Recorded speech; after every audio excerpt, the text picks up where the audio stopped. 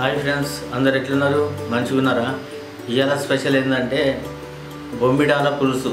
అయితే బొమ్మిడాల పులుసు అంటే పులుసు ఏం కాదు, చిక్కగా ఉంటుంది అన్నట్టు, కొద్దిగా పులుసులాగా చిక్కగా ఉంటుంది. మా సైడ్ ఏంటంటే పచ్చి బొమ్మిడాలు దొరకవు, అన్నీ ఎండినాయి.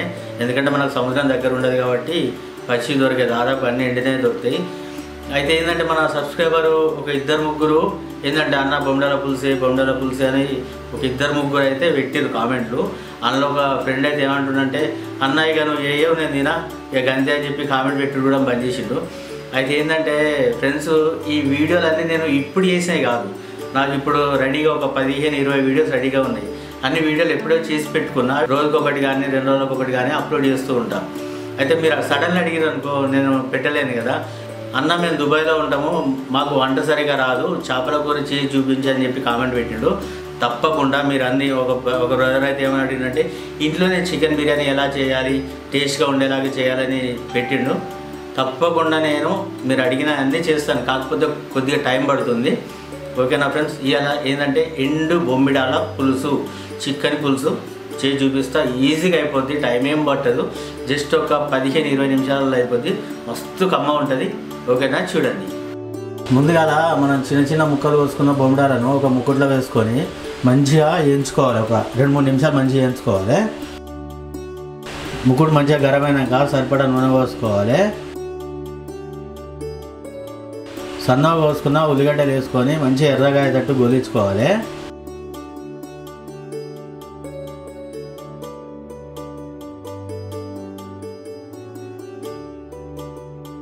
ఇట్లా ఎర్రగైనాక అల్లం వెల్లుల్లి ముద్ద, పసుపు వేసుకొని పచ్చి వాసన పోయేంత వరకు మంచిగా వేయించుకోవాలి. 1 నిమిషం పాటు, ఖచ్చితంగా 1 నిమిషం టైం పడుతుంది.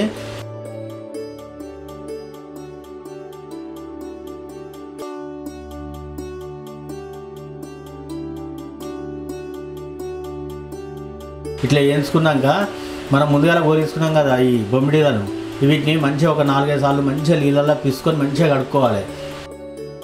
కడుక్కొని వేసుకొని ఒక 5 నిమిషాల పాటు సన్నని మంట మీద మంచిగా గోలించుకోవాలి. అంటే ఇట్లా మంచిగా అంతా మిక్స్ అయ్యేటట్టు, ఆ నూనెలు అంతా మంచిగా గోలేటట్టు మంచిగా గోలించుకోవాలి.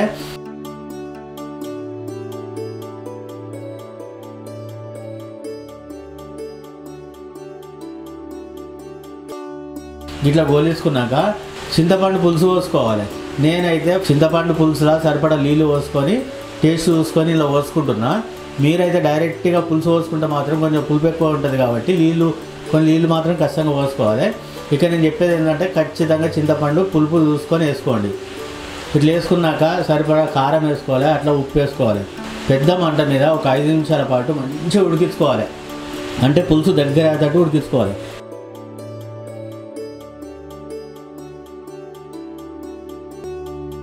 ఇట్లా దగ్గరికి వచ్చినాక కొద్దిగా ధనియాల పొడి, కొత్తిమీర ఆకు వేసుకొని మరొక నిమిషం పాటు ఉమ్మగిలిపించుకుంటే ఎంతో రుచికరమైన బొమ్మిడాల పులుసు తయారైపోతుంది.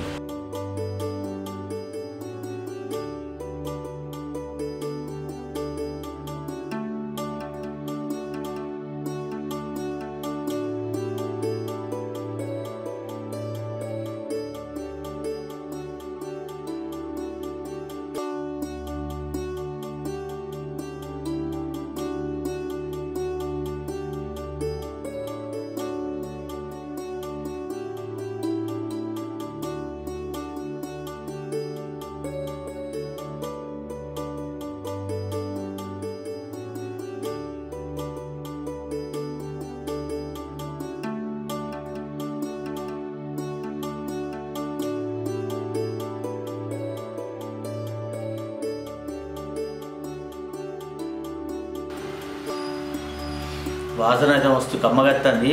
చూసిరు కదా, ఈజీగా వేసుకోవచ్చు, ఏముండదు. జస్ట్ 15-20 నిమిషాలు అయిపోతుంది. ఇలా వేయడం కూడా ఏముండదు. అల్లం పేస్ట్, ఉల్లిగడ్డలు, ఉప్పు, కారం, కొద్ది ధనియాల పొడి, కొత్తిమీర ఆకు, అంతే. సూపర్గా ఉంటుంది తింటా.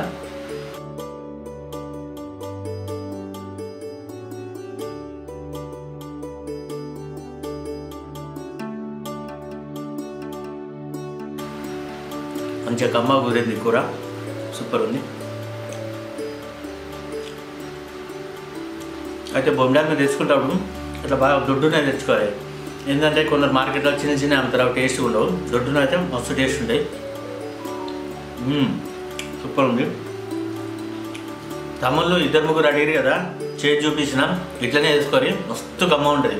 పులుపు మాత్రం మీకు తగ్గట్టుగా వేసుకోండి. ఎక్కువ పుల్ల ఉంటే కూడా బాగుండదు. అటు పులుపు కాకుండా ఇటు బాగా పుల్ల కాకుండా మామూలు కాకుండా కరెక్ట్గా టేస్ట్ చేసి మరీ పోసుకోండి చింతపులుసు అయితే. ఓకేనా? తప్పకుండా వేసుకోండి తమ్ముళ్ళు. ఓకేనా? మీరు కూడా అప్పుడప్పుడు ఇట్లా బొమ్మిడాల కర్రీ వేసుకొని చాలా బాగుంటుంది. ఓకేనా ఫ్రెండ్స్? నా వీడియో ఇట్లా నచ్చితే లైక్ చేయండి, షేర్ చేయండి, కామెంట్ చేయండి. మరిన్ని నా వీడియోస్ కోసం నా ఛానల్ని సబ్స్క్రైబ్ చేయండి. కామెంట్ మాత్రం తప్పకుండా చేయండి, మర్చిపోవద్దు. ఓకేనా ఫ్రెండ్స్? బాయ్. బొమ్మిడాల కూర.